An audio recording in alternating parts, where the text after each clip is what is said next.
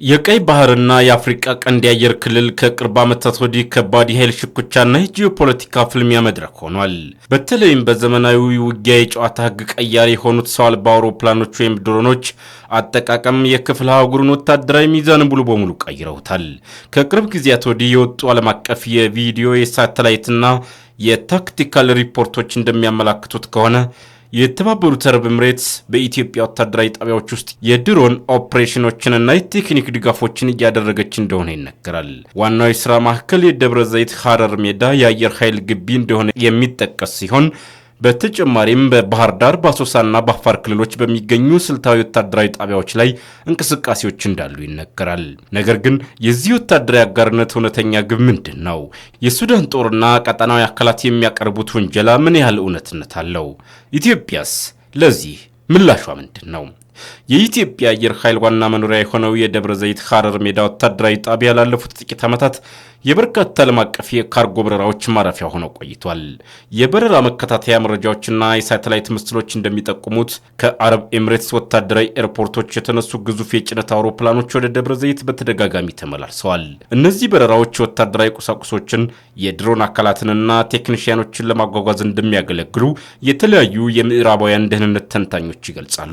በደብረ ዘይት ጣቢያ የተሰማሩት የኤምሬትስ የቴክኒክና የኦፕሬሽን ሰራተኞች የሚሰጡት ዋና አገልግሎት የድሮን ጥገናና ቁጥጥር፣ ዘመናዊ የታጠቁ ድሮኖችን ማሰማራትና ማስተዳደር፣ የሰው ኃይል ስልጠና፣ ለሀገር ውስጥ የድሮን ኦፕሬተሮች የአየር ላይ ቅኝትና ጥቃት አፈጻጸም ትምህርት መስጠት፣ የመረጃ ልውውጥ፣ የቀይ ባህርና የጂኦፖለቲካዊ አካባቢዎችን በራዳርና በሳተላይት የመከታተል አቅምን ማጎልበት።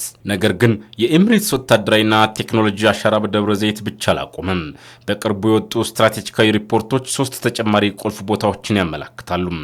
የባህር ዳር ኤርፖርትና ወታደራዊ ጣቢያ። በባህር ዳር የሚገኘው የአየር ጣቢያ ከቅርብ ጊዜ ወዲህ ትልቅ ቀጠናዊ ትኩረትን ስቧል። በቅርቡ የሱዳን ጦር ባወጣው መግለጫ ከባህር ዳር ተነስተው ድንበር ተሻግረው ጥቃት የፈጸሙ ድሮኖች እንደነበሩና አንደኛው ድሮን ሴሪያል ነምበር S88 መጣሉን በመጥቀስ ድሮኑ የኤምሬትስ ንብረት እንደሆነ ገልጿል። ምንም እንኳን ኢትዮጵያ ውንጀላውን መሰረተ ቢስ ስትል ውድቅ ብታደርገውም የባህር ዳር ጣቢያ በቀጠናው ወታደራዊ ሚዛን ላይ ያለው ሚና ከፍተኛ መሆኑን ያሳያል።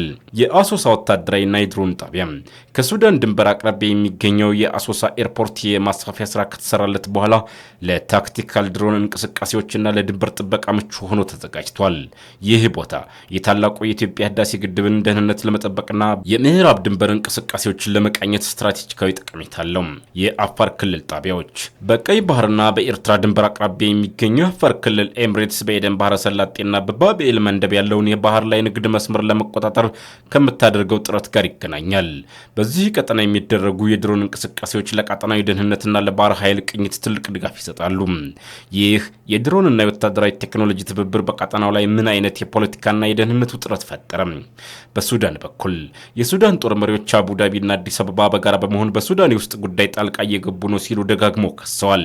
በካርቱም ኤርፖርትና በተለያዩ አካባቢዎች የተፈጸሙ የድሮን ጥቃቶች ከኢትዮጵያ አየር ክልል የተነሱ ናቸው በማለት አምባሳደራቸውን እስከ መጥራት ደርሰዋል።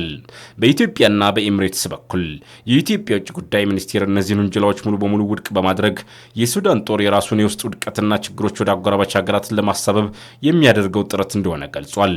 ኤምሬትስን ብትሆን ወታደራዊ ድጋፏ ለሀገራት ህጋዊ መንግስታት የጸረ ሽብርና የደህንነት አቅም ግንባታ እንደሆነ እንጂ በጎረቤት ሀገራት ላይ ጥቃት ለማሰንዘር እንዳልሆነ ትገልጻለች። ለመሆኑ አቡዳቢ በኢትዮጵያ ወታደራዊና የድሮን መሰረተ ልማቶች ላይ እጇን ለማስገባት ያበቃት ዋና ምክንያት ምንድን ነው? የቀይ ባህርና የአፍሪካ ቀንድ የበላይነት። ኤምሬትስ በቀይ ባህር ዳርቻና በአፍሪካ ቀንድ በርካታ ወደቦችና ወታደራዊ ቦታዎች ላይ ኢንቨስት አድርጋለች። ኢትዮጵያ በቀጠናው ትልቅ ሀገር በመሆኗ ጠንካራ ወታደራዊና ዲፕሎማሲ አጋር ማድረግ ለአቡዳቢ ወሳኝ ነው። የቱርክና የኢራን ተጽዕኖን መፎካከር። ቱርክና ኢራን በሰሜንና ምስራቅ አፍሪካ የድሮን ቴክኖሎጂዎችን በማስፋፋታቸው ኤምሬትስ የራሷን ተጽዕኖ ለማጠናከር ትሰራለች። የስልታዊ አጋርነት ጥቅም። ለኢትዮጵያ ዘመናዊ የቴክኖሎጂ አቅምና የአየር ኃይል የበላይነት ሲሰጥ፣ ለኤምሬትስ ደግሞ የቀጠናዊ ደህንነትና የምስራቅ አፍሪካ የፖለቲካ ተጽዕኖዋን ያጎለብትላታል። የደብረ ዘይት፣ ባህር ዳር፣ አሶሳና የአፋርን የድሮን ጣቢያዎች የሚመሩት የኤምሬትስ የድሮንና ወታደራዊ ሰራተኞች እንቅስቃሴዎች በአንድ በኩል የሀገሪቱን የደህንነት አቅም የሚያጠናክሩ የቴክኖሎጂ ሽግግር አካል ተደርገው ሲወሰዱ፣ በሌላ በኩል ግን የቀጠናውን የፖለቲካዊ ውጥረት ያባባሱት አነጋጋሪ ጉዳዮች ሆነዋል። የአፍሪካ ቀንድና የቀይ ባህር ቀጠና ላለፉት ጥቂት ዓመታት የዓለም አቀፍና የቀጠናው ሀያላን ሀገራት የጂኦፖለቲካዊ ፍልሚያ መድረክ ሆኗል። በዚህ ታላቅ የኃይል ሽኩቻ ውስጥ ደግሞ የተባበሩት አረብ ኤምሬትስና የኢትዮጵያ እያደገ የመጣ ወታደራዊ የድሮንና የደህንነት ትብብር የብዙዎችን ትኩረት ስቧል። አንዳንዶቹ ይህንን አጋርነት ኢትዮጵያ በምስራቅ አፍሪካ ወታደራዊና የቴክኖሎጂ የበላይነቷን እንድታረጋግጥ የሚያስችል ስልታዊ እርምጃ ነው ሲሉ ይገልጹታል። በሌላ በኩል ደግሞ ይሄው ወታደራዊ ጥምረት የአጎራባች ሀገራትን ስጋት የጨመረና የቀጠናውን የኃይል ሚዛን ያናጋ ነው የሚሉ ወገኖች አሉ። በእርግጥ የኤምሬትስ ወታደራዊና የድሮን ትብብር ለኢትዮጵያ የሚያስገኘው ጥቅም ያመዝናሉ ወይስ የጎረቤት ሀገራትን ስጋት ይጨምራል? በመጀመሪያ የዚሁ ትብብር ዋና ዋና ጥቅሞችንና ለኢትዮጵያ የሚሰጣቸውን ስትራቴጂካዊ የበላይነቶች እንመልከት። ዘመናዊ ቴክኖሎጂና የወታደራዊ አቅም ግንባታ። የተባበሩት አረብ ኤምሬትስ በዘመናዊ የአየር ኃይልና በሰው አልባ አውሮፕላኖች ረገድ ከፍተኛ የቴክኖሎጂ ባለቤት ናት። ይህ ትብብር የኢትዮጵያ አየር ኃይል ዘመናዊ ድሮን ቴክኖሎጂዎችን፣ የቅኝት መሳሪያዎችንና የቴክኒክ ስልጠናዎችን እንዲያገኝ ያስችሎታል። ይህም ሀገሪቱ በቀጠናው ፈጣንና ውጤታማ የደህንነት ምላሽ የመስጠት አቅሟን አሳድጎላታል።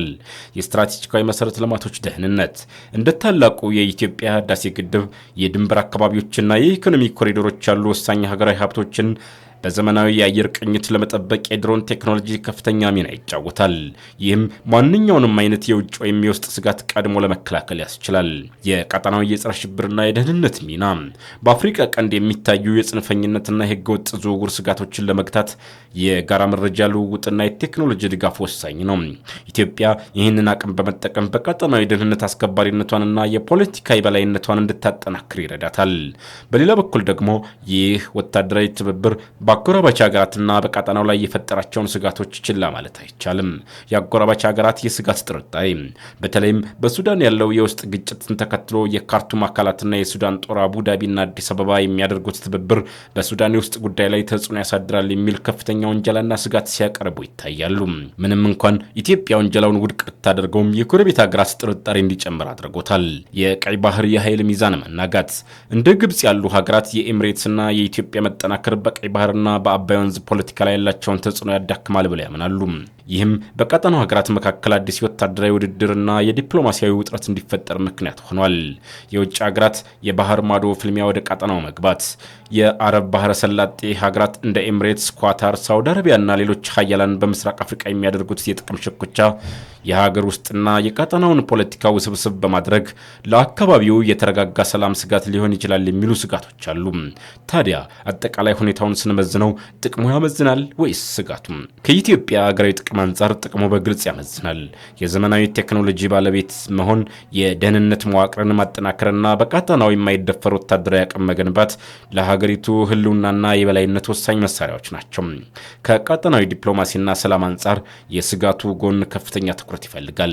ወታደራዊ የበላይነት ብቻውን ለዘላቂ ሰላም በቂ ስላልሆነ ጎረቤት ሀገራት የሚያነሷቸውን ስጋቶች በዲፕሎማሲያዊ መንገድ ማረጋጋት ካልተቻለ ትብብሩ የረጅም ጊዜ ጂኦፖለቲካዊ ጫናዎችን ሊያስከትል ይችላል። የኤምሬትስና የኢትዮጵያ ወታደራዊና የድሮን ትብብር ለኢትዮጵያ አየር ኃይልና ለሀገራዊ ደህንነቷ ከፍተኛ የወታደራዊ ቴክኖሎጂ የበላይነት ያስገኘ ቢሆንም በቀጠናው ላይ ግን አዳዲስ የዲፕሎማሲያዊና የደህንነት ስጋቶችን ደቅኗል። የዚሁ ትብብር ዘላቂ ስኬት የሚወሰነው ኢትዮጵያ ወታደራዊ አቅሟን ከጥበበኛ የዲፕሎማሲ ስራዎች ጋር አጣጥማ በመምራት የጎረቤቶቿን ስጋት በሚያቀል መልኩ መጠቀሟ ላይ ይሆናል።